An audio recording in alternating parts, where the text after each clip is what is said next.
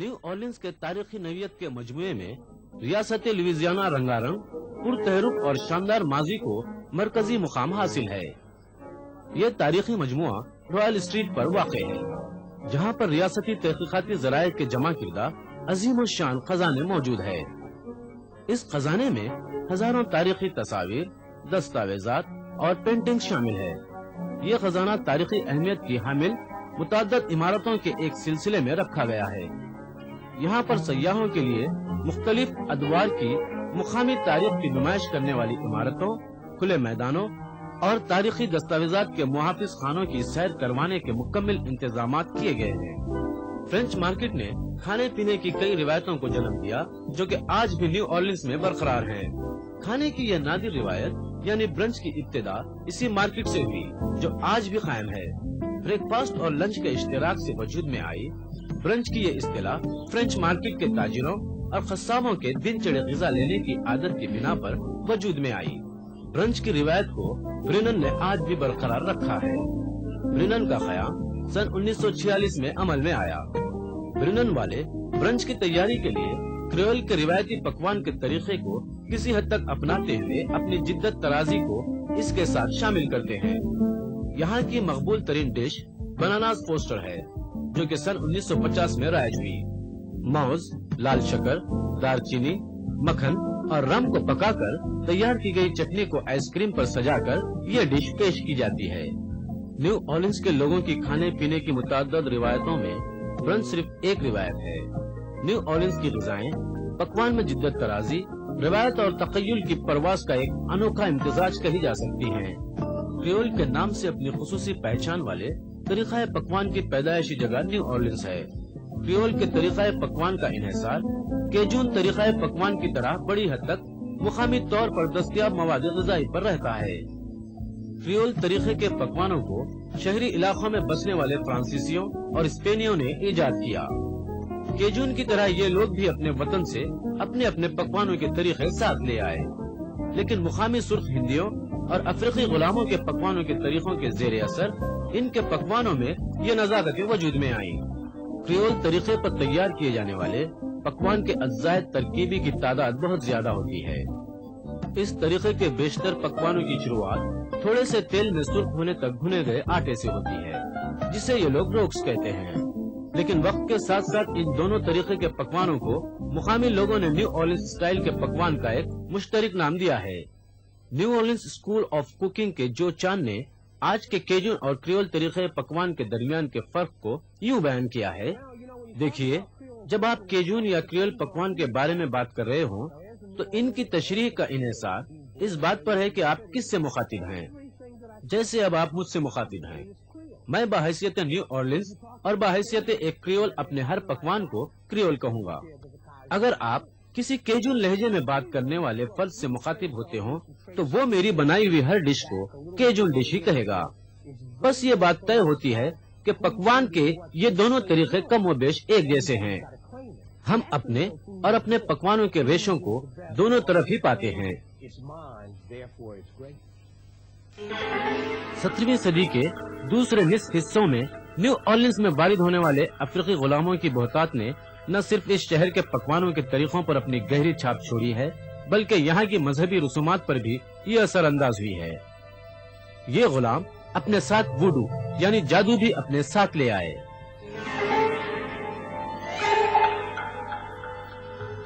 French quarter की डुमेन street पर वाक़ई न्यू ऑर्लिन्स की तारीखी वुडू म्यूजियम है। दुनिया भर की वाहिद वो म्यूजियम है जहाँ पर वुडू से मुताल्लिक एशिया का अजीम जखीरा और मालूमात का जबरदस्त खजाना है। वुडू अफ्रीका का एक कदीम मजहब है, जिसकी इब्तिदा मगरबी अफ्रीका के शाही इलाके दाहोमी में हुई। इस मजहब के मानने वालों का ये अकीदा था कि मुख्तलिफ माबूदों का असर रोजमर्रा की जिंदगी के हर शोबे में रहता है। इस माबूदों को खुश रखने और उनकी खुशनौदी हासिल करने से रूहानी बालिदगी हासिल होती है।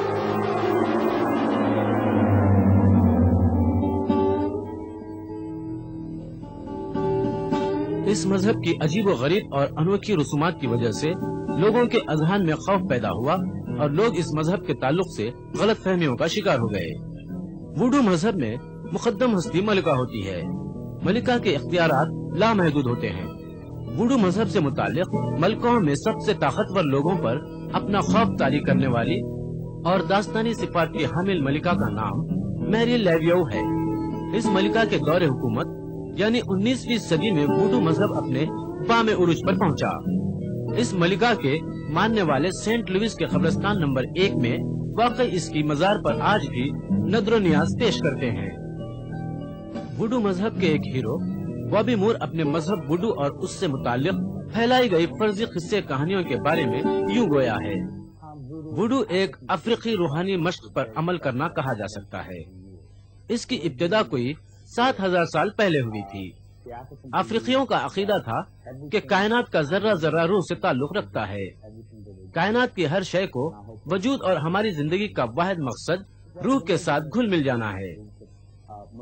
वुडू के सिलसिले की अहम फर्जी कहानियों में बताया गया है कि ये एक मुनफी अंदाज का रूहानी अमल है और फिर यूं भी कहा गया कि वुडू का ताल्लुक इब्लिसियत से है।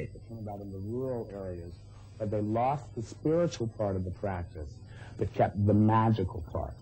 The same thing that happened with Wicca and witchcraft. सन 1803 में सदर अमेरिका थॉमस जेफरसन ने नेपोलियन से लुइजियाना के इलाके को हासिल करने के लिए उसे $1,50,00,000 की कीमत अदा की थी। उस वाक़े के बाद से शुमाली हिस्से से अमेरिकी दरियाए मिसिसिपी को पार करने और न्यू ऑर्लिन्स में अपनी किस्मत आजमाने के लिए आने लगे। फ्रांसीसी क्रियोल्स ने, जो कि उस वक्त तक इस इलाके में अपनी जड़ें मजबूत कर चुके थे, इन नौ वारिदों को खुश आमदीद कहने पर राजी नहीं थे। इसी वजह से इन नौ वारिदों ने फ्रेंच क्वार्टर से परे दरिया के बालाई हिस्से में रिहाइश पजीर हुए। इन नौ वारिदों ने जिस जगह कायम किया, वहाँ पर किसी जमाने में गन्ने की वसी पैमाने पर काश्त की जाती थी। आज इस इलाके को मुकामी तौर पर सेंट्रल बिजनेस डिस्ट्रिक्ट या CBD कहा जाता है और ये इलाका हकीकत में भी शहर का मरकजी तिजारती इलाका है। CBD में जिंदगी की गहमा गहमी अपने भरपूर अंदाज में रवां दवा दिखाई देती है। ये जगह न सिर्फ तिजारती मरकज है बल्कि ये इलाका रेस्टोरेंटों, खरीदो फरोख्त का भी बहुत बड़ा मरकज है और यहाँ के सुप्रिंडोम में आलमी सतह के खेलों के मुकाबले मुनक्किद किए जाते हैं।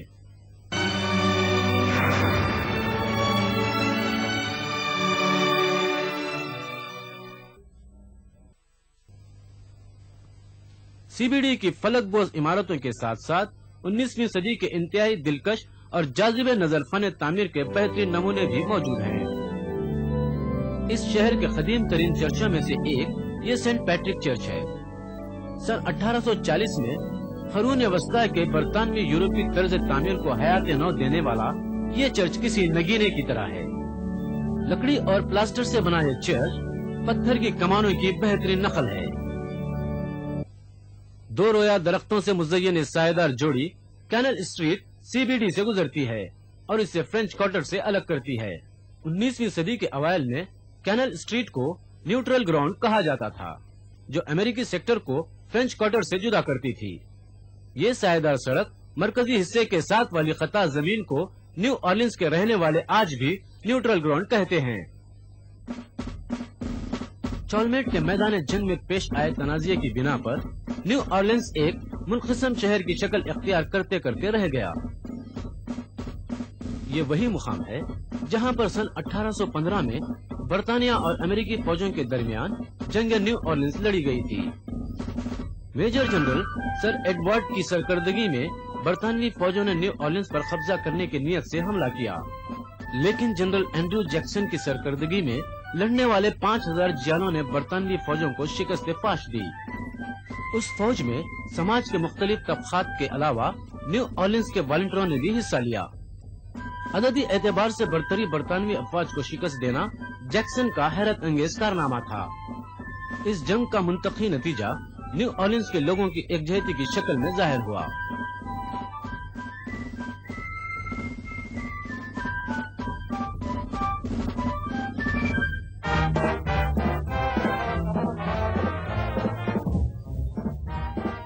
जंग में फतेह हासिल होने के बाद का दौर न्यू ऑर्लिन्स की खुशहाली और तरक्की का दौर रहा।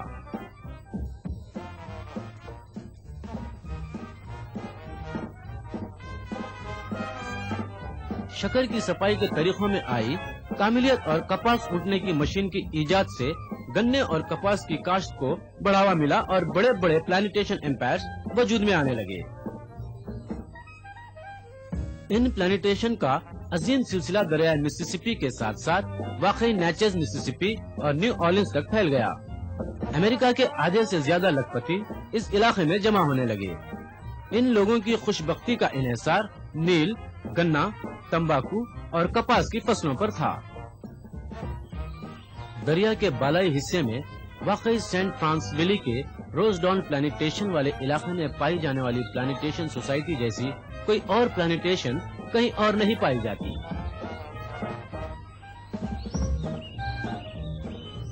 یہ پرشکوہ مکان ڈینیل ٹمبل اور اس کی بیوی مارتھا نے سن 1835 میں بنوایا تھا۔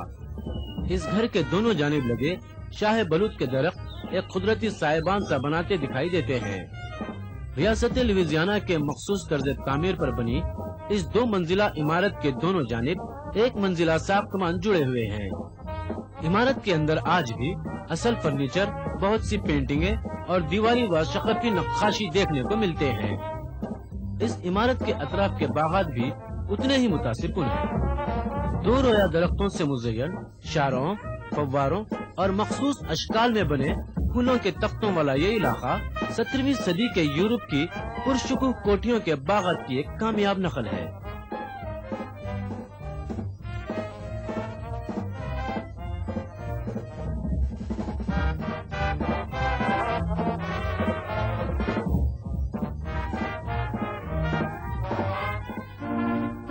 سن 1814 سے سن 1862 پر محیط سنہری دور کے درمیان پلانٹیشن کے مالک اپنی سردیاں نیو اورلینز میں ہی گزارا کرتے تھے۔ 19ویں صدی کے ابتدائی دور میں پلانٹیشن کے لکھپتی مالکوں نے اس علاقے کے ان خوبصورت اور خوشنما باغوں کو بنوایا تھا جو آج اس شہر کا حصہ ہے۔ شاہ بلوط اور مہندی کے جھاڑوں سے ملتے جلتے جھاڑوں کے سائیدار روشوں کے درمیان سے گزرتی یہ پرسکوت گلیاں اس کامل سکوت میں ڈوبے مضافاتی علاقے میں داخلے کے راستے بناتی ہے۔ اس سرسبز علاقے میں کھڑے 1 صدی پرانے مکانوں کے 64 بلاک گزشتہ دور کی عظمت کا ورثہ ہیں۔ یہاں کے بیشتر مکانوں کی اندرونی اور بیرونی خوبصورتی دم بخود کر دینے والی ہے۔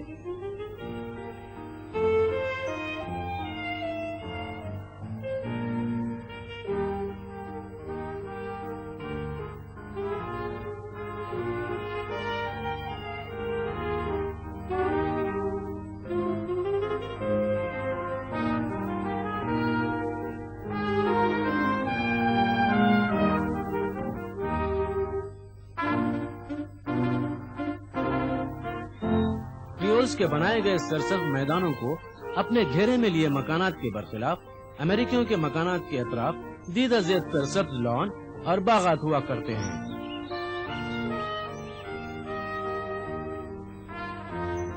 لان اور باغوں کی حفاظت اور بطور کلی اپنے اپنے مکان کی انفرادیت کی برقراری کے لیے ان مکانوں کے مالک اپنی جائیداد کے اطراف خوبصورت لوہے کے جنگلے لگا کرتے تھے۔ خوبصورت ترین باڑوں میں شارعی چہارم پر واقع کرنل شارٹ کے مکان کے اطراف لگی کانسٹاپ اور مارننگ گلوری سے سجی باڑ کا شمار کیا جاتا ہے۔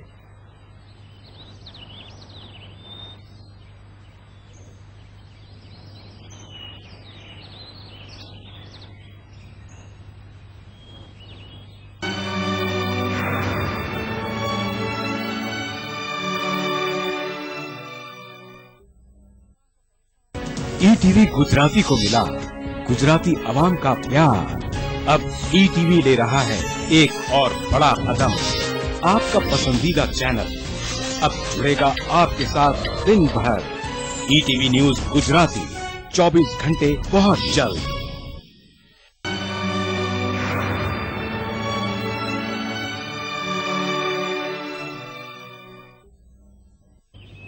کرنل شارٹ کے مکان سے 1 بلاک آگے قبرستان ہے۔ سن 1833 میں قائم کیا گیا یہ قبرستان سٹی آف لیفیٹ کے فوت ہونے والوں کے لیے تھا۔ آج اس جگہ کو علاقہ باغات کہا جاتا ہے۔ امریکہ کے شہروں کے جدید قبرستانوں میں سبزہ زار، خوبصورت مناظر اور کتبے لگی خبریں دکھائی دیتی ہیں۔ اس کے برخلاف نیو اورلینز کے قدیم قبرستانوں میں آپ کو گنبدیں اور مقبرے دکھائی دیں گے۔ یہ مقبرے سطح زمین سے اوپر تدفین کی وجہ سے مشہور ہیں۔ مرحوموں کے شہر کہلائے جانے والے یہ علاقے بنا کسی کھڑکی والے مکانوں اور بلڈنگوں والے قصبوں کی طرح لگتے ہیں۔ ان مقبروں کے باب الداخلہ کے دروازے بے داغ سفید سنگ مرمر کی سلوں سے بنے ہوئے ہیں۔ مقبروں کی تعمیر قطار در قطار کی گئی ہے اور ان کے درمیان اینٹوں اور پتھروں کی روشوں سے بنی ہوئی ہیں۔ بیشتر مقبروں کے اطراف خوبصورت آرائشی جالیوں سے سجے ہوئے لوہے کے زیبائشی جنگلے لگے ہوئے ہیں۔ نیو اورلینز میں سطح زمین سے اوپر تدفین کا رواج یہاں کے قدیم لوگوں کی ایک ضرورت تھی۔ یہاں کے ابتدائی نو آبادوں کو روایتی زیر زمین تدفین کے طریقے سے پریشانی کا سامنا کرنا پڑا، کیونکہ شہر کا بیشتر علاقہ یا تو سمندر سے قریب تھا یا پھر سطح سمندر سے نیچے۔ اسی لیے تدفین کے کچھ عرصے بعد ہی تابوت قبر سے باہر نکل کر تیرنے لگتے تھے۔ یہی وجہ تھی کہ نیو اورلینز کے رہنے والوں نے زمین کے اوپر تدفین کے اسپینی رواج کو اپنایا۔ آج کے نیو اورلینز میں زیر زمین تدفین کوئی مسئلہ نہیں رہا۔ اس شہر کا مرکزی حصہ دریا کے اوپری جانب واقع ہے۔ شارع نیپولین سے شروع ہونے والا یہ علاقہ شاندار حویلیوں، یونیورسٹیوں، نفیس ریستورانوں، دکانوں اور باغوں کا ایک حسین سنگم ہے۔ جولین اور لویولا یونیورسٹی کے ساتھ 340 ایکڑ کے رقبے میں پھیلا آڈوبن پارک گویا ایک شہری نقلستان ہے۔ اس پارک کا یہ نام معروف نیچرلسٹ جان جیمز آڈوبن کے نام پر رکھا گیا ہے، جس نے نیو اورلینز اور اس کے اطراف و اکناف کئی برس تحقیقاتی مطالعے میں گزار دیے تھے۔ یہ خوبصورت پارک جاگنگ، گولف کھیلنے، مچھلی کا شکار اور پکنک منانے کا بہترین تفریحی مقام ہے۔ گھنے درختوں اور حیرت انگیز جنگلی جانوروں والا آڈوبن زولوجیکل گارڈن پارک کے اس طرف واقع ہے اور اسے شہری جنت کہا جا سکتا ہے۔ اس عالمی سطح کے زو میں دنیا کے 1500 نادر جانور نمائش کے لیے رکھے گئے ہیں۔ Needs large eyes to help it trap the little amount of light available at night. The moon.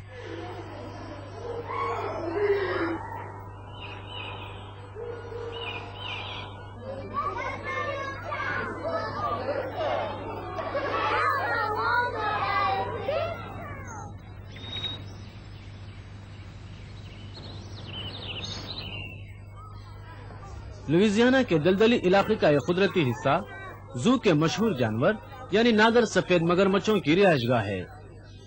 یہ مگرمچھ اپنی نوع کے واحد جاندار ہیں۔ یہ مگرمچھ لوئزیانا کے دلدلی علاقوں میں سن 1987 میں پائے گئے تھے۔ ان کا یہ انوکھا سفید رنگ ایک انتہائی انوکھے جینیٹک تغیر کی وجہ سے ہے۔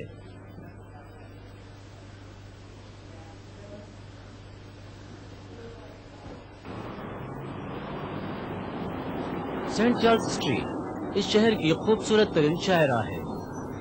علاقہ باغات سے گزرتی مضافاتی علاقے کی طرف جانے والی یہ اہم شاہراہ ہے۔ نیو اورلینز کے رہنے والے ناولسٹ مرحوم ٹرومین کیپوٹ نے کہا تھا، سینٹ چارلز ایونیو جیسی خوبصورت شاہراہ پورے امریکہ میں کہیں نہیں ہے۔ یہ جگہ اپنی ذات میں ایک مکمل دنیا ہے۔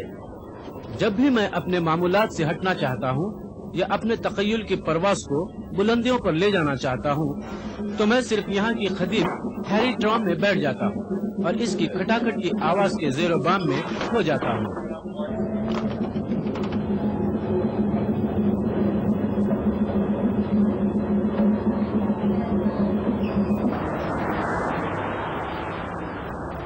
کیپوٹ نے جس قدیم ہیری ٹرام کا ذکر کیا ہے وہ تاریخی سینٹ چارلز اسٹریٹ کی ٹرام ہے۔ سینٹ چارلز کی یہ ٹرام دنیا بھر کی مسلسل چلتے رہنے والی ٹرام ہے۔ اس ٹرام سروس کا آغاز 26 ستمبر سن 1835 میں ہوا تھا۔ نیو اورلینز میں 20ویں صدی کے آغاز میں سب سے مقبول عوامی حمل و نقل ٹرامیں ہی تھی اور یہاں کی بیشتر شاہراہوں پر ट्रामें चलती थी। आज ये ट्रामें सिर्फ सेंट चार्ल्स एवेन्यू और दरिया के किनारे किनारे ही चला करती हैं। दरिया के किनारे किनारे वाली सड़क पर ट्राम सर्विस की जदीद की कोशिशों के पीछे यहाँ पर सैर व तफरीह के शायकीन, खरीदारों और सयाहों को राग़िब करने का मकसद कारफरमा था।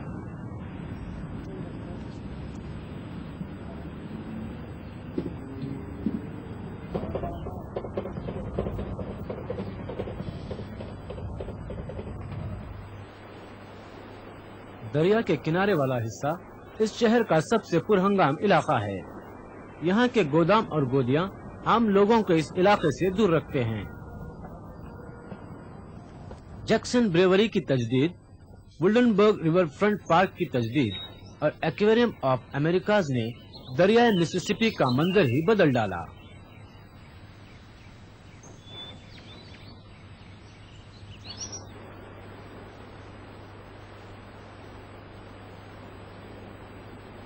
जैक्सन स्क्वायर के उस पार दरिया के साथ साथ लगी हुई जैक्सन ब्रेवरी वाक़ है। ये कदीम ब्रेवरी जिसकी तारीख सन 1851 तक जा पहुंचती है, कई बरसों तक जैक्स बीयर का मरकज था। आज इसकी तज़यीन नौ की गई है और उसके 3 हिस्सों में खरीदो फरोख्त के मराकिज और तफरीही मराकिज मौजूद हैं। एक्वेरियम ऑफ अमेरिका की सैर करने वाले समंदरी जानदारों की दुनिया में जैसे खो जाते हैं।